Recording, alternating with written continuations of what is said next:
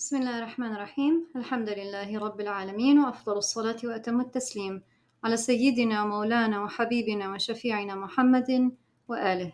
This is the second lesson of a new series entitled The Question Bank. The first inquiry was regarding our scholarly background. Henceforth, all are welcome to send their questions, be they related to our person or any other matter related to the Islamic sciences. Our email address is fitra.foundation@gmail.com. So a sister asked a question about Hadith studies pertaining to a formal aspect of its subject domain, namely the maqra'ah or Hadith recital. And we've chosen to answer this question for all to benefit because it is a recurrent one and also because it will lead us to several critical foundations. So before beginning, as is our scholarly protocol at Fitra Foundation, we will expound upon the methodological bases of how we answer questions, in keeping with the sacred hierarchy and rectification of the dysfunctional elements in our community, and rebuilding the proper foundations of Ahlus Sunnah wal Jama'ah, and furthermore, building upon those foundations to create a bridge in modern times, leading Muslims back to their creedal, spiritual, and legal tradition. This is part A of lesson 2, the preface. لنبدأ بتمهيد موجز. بسم الله. It is necessary to preface the answering of any question with 3 things. First, setting up the basic foundations of that subject domain. The foundations, or these foundations, are to their respective sciences what grammar is to language. So if you don't know grammar, you won't be able to read that science properly. Now, obviously, we cannot impart all the foundations in a short time. Nor are you going to become a hadith expert just through this lesson. However, there are some basics you need to know to be able to derive benefit. One of the most difficult aspects of our work at Fitra Foundation is the elevation of the current threshold of knowledge of the common Muslim. And through doing so, our objective is to develop a level of intellectual and spiritual immunity within the community to protect our current and coming generations from the darknesses of the end times and the Dajjalic world order. Social media has effectively brought the standard down so low that even the most basic prerequisites to understanding a scholarly answer are simply not there. So the preface becomes the lifting of the level of status quo superficiality. ممكن باللغة العربية؟ ممكن. يا مرحبا. نعمل على رفع الوعي الديني والمستوى التعليمي وتجديد قوائم الدين الأصلية ليتولد عند الجماهير مناعة عقلية وقلبية حافظة عن تحديات العصر وتسلط النظام الدجالي بالتعرض إلى المشاكل المنهجية والتربوية والتعليمية المعاصرة بما نراه لائقا بالزمان والسياق العلمي والواقعي في مخاطبة الطبقات المختلفة التي يتشكل منه المجتمع المسلم مستندين إلى المراجع الصحيحة المقبولة لدى أهل السنة والجماعة وبالله التوفيق. أجمل باللغة العربية ها؟ بالتأكيد. الحمد لله. Second, we define the audience that is being addressed. In the post-colonial era, this is an endangered adab, especially on social media, where all things, even the most sacred, even the most technical, are packaged for public consumption and politicized to create polarity, essentially creating a religious mania. So we're not interested in this sort of delirium.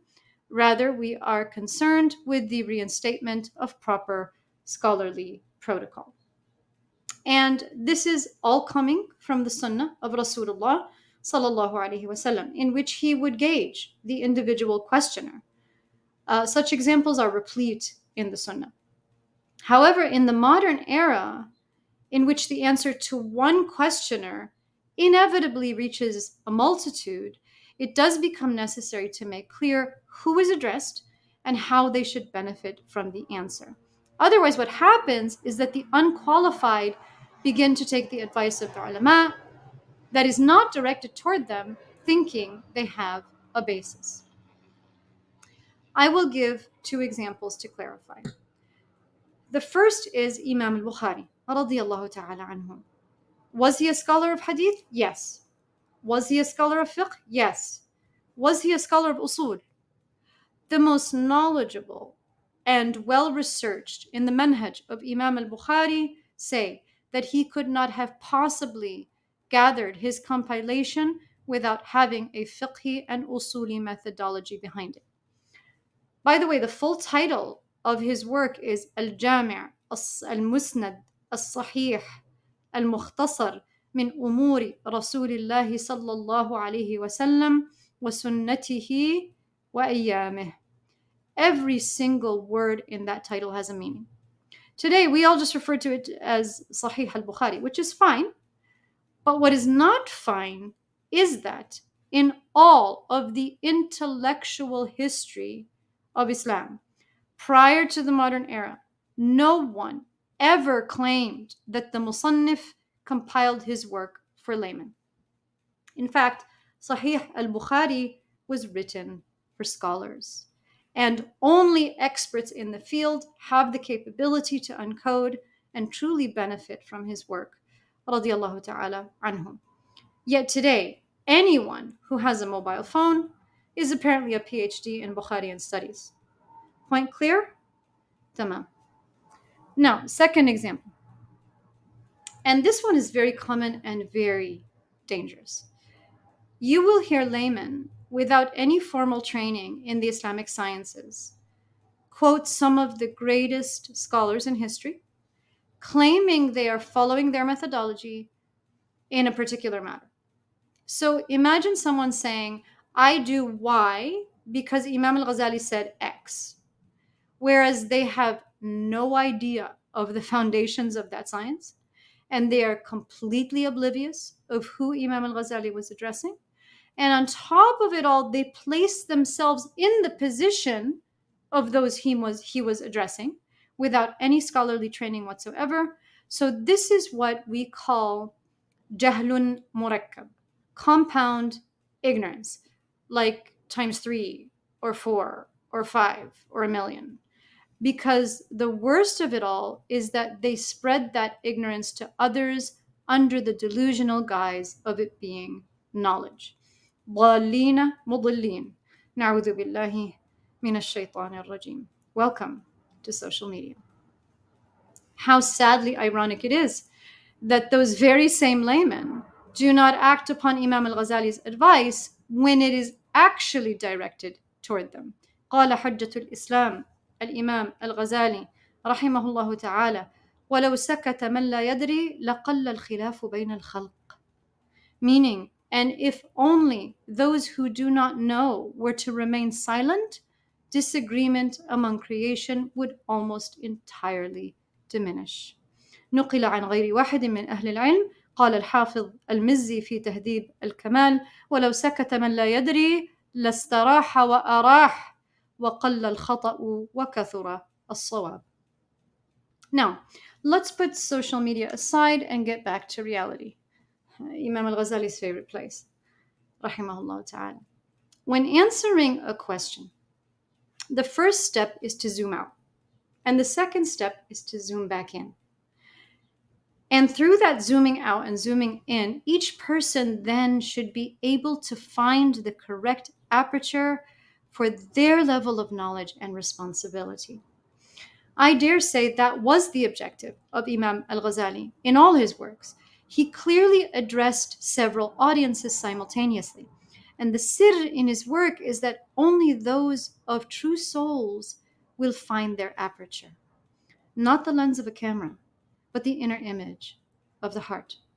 These are the foundations we are setting, so that by placing all things in their proper place, otherwise known as hikmah, we provide clarity and raise the awareness and immunity of the common Muslim. Sadly, many sacred students and even student teachers are in need of this training. So may Allah Azza wa Jal open for us complete understanding of the Sunnah in all of its facets and grant us inner fiqh.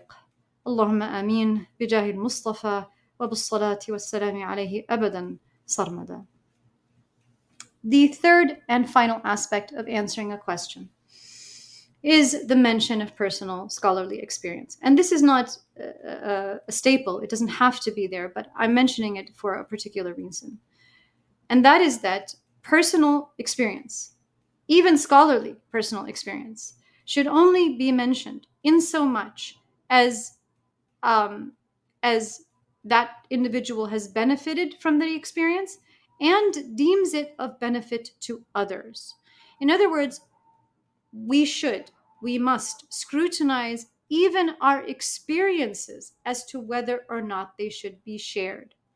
This is in stark contrast to social media pretenders who say whatever their whims dictate without any criteria whatsoever. The point here is not every personal experience is beneficial to others, and therefore it is not necessarily a source of guidance. ناهيك إن صدرت عن جاهل. نعوذ بالله. So laymen should be very wary of whose example they are taking, and even more wary of posing themselves as exemplars. And scholar teachers should be vigilant about what they share regarding their experiences, and in upholding, that is, to uphold scholarly integrity out of fear that they append to the ulum and its intellectual and spiritual adab what is not from it. So if this is the adab of the ulama, a priori, non-scholars should simply be quiet. The dimensions of scholarly integrity are many. And in fact, the science of hadith is among those fields that teach us some of those levels. The Sunnah is essentially a personal narrative of the Prophet's life, sallallahu alaihi wa ala alihi wa sahbihi wa sallam. Once again, what was the title of Sahih al-Bukhari? Al-Mukhtasar min umuri Rasulillahi sallallahu alaihi wa sallam wa sunnatihi wa ayyamih. That translates to the abridgment of the matters of Rasulullah and his sunnah and his life, sallallahu alaihi wa ala alihi. That is the hadith corpus. In the most basic sense, that is putting aside the nuances of the technical definitions in various subject domains among the muhaddithin, among the fuqaha, among the usuliyin. Okay, because they have the slightly different definitions. So, but when it comes to when sharing personal experience, who dares put their personal narrative above that of Rasulullah sallallahu alaihi wasallam, not making it and does not make what they are leading people to subservient to what Rasulullah sallallahu alaihi wasallam leads us to. This is a displacement of Rasulullah sallallahu alaihi wasallam in the sacred hierarchy. And if you don't know, then just be quiet. And if the reason you are not quiet is to make money, then you have sold your Prophet sallallahu alaihi wasallam. And if you've sold your Prophet, guess what? On the spectrum of sin, that one is off the charts. I am talking to you, O Muslim, not a disbeliever. You, a believer in the Shahada. La ilaha illallah, Muhammadun Rasulullah. Commit any sin. If you die as a true believer in the Shahada, upholding what it entails, at least you have the hope of Rasulullah sallallahu alaihi wasallam interceding for you, as he will intercede for the sinners, no matter what the sin you committed between you and your Lord. But if you sell your Prophet in this world, tell me, who will intercede for you on Judgment Day? Allahumma qad ballagna. Allahumma qad ballagna. There is only one sunnah. Sunnatul Nabi sallallahu alaihi wasallam, as-sunnatul gharra, and personal experience should not be shared unless It assists in understanding and following the sunnah of Rasulullah sallallahu alaihi wasallam. Thus, one who does not know the sunnah, one who is not an expert in the sunnah, one who has not applied the sunnah in all facets of their life, should absolutely not consider their personal experience to be a source of guidance. Even as scholars, we don't indiscriminately consider our personal experience to be guidance. But that is exactly what social media pretenders do. Wallahu al-musta'an. We mention these points to make a very clear distinction between scholarly guidance and the compound ignorance of do-it-yourself religion. As our beloved Sheikh Al-Habib Abu Bakr Al-Mashhur, rahimahullah ta'ala, said, we used to be silent about certain things until it became mandatory for us to speak of them. Rahimahullah ta'ala. So I end part A of this lesson by mentioning the final reason why I chose a question on Hadith to begin this series. The field of Hadith is very dear to us. As an advanced student, when one gets to the point of specialization, subhanallah, all I can say is, may Allah Azza wa Jal reward us for what we chose, and may He reward us for what we left. Subhanallah. أنا عند المنكسرة قلوبهم من أجلي. العمر الواحد لا يكفي. I often say I wish I had several lifetimes just so that I could devote each one of them to one of the ulum. And this topic always reminds me of the report from Anas bin Malik radiyallahu ta'ala anhu, muttafaqun alayh, that the Messenger of Allah sallallahu alayhi wasallam said, ما أحد يدخل الجنة يحب أن يرجع إلى الدنيا وله ما على الأرض من شيء إلا الشهيد أن يرجع إلى الدنيا فيقتل 10 مرات لما يرى من الكرامة. None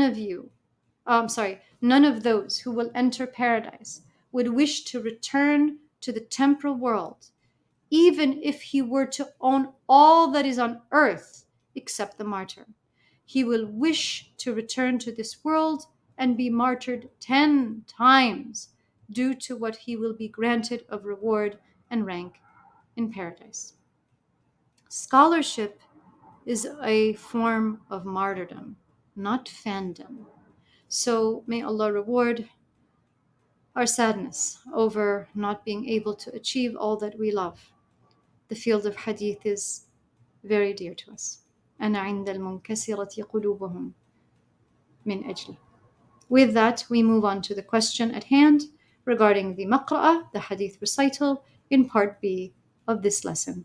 وصل اللهم وسلم وبارك على سيدنا مولانا وحبيبنا وشفيعنا محمد وآله والحمد لله رب العالمين.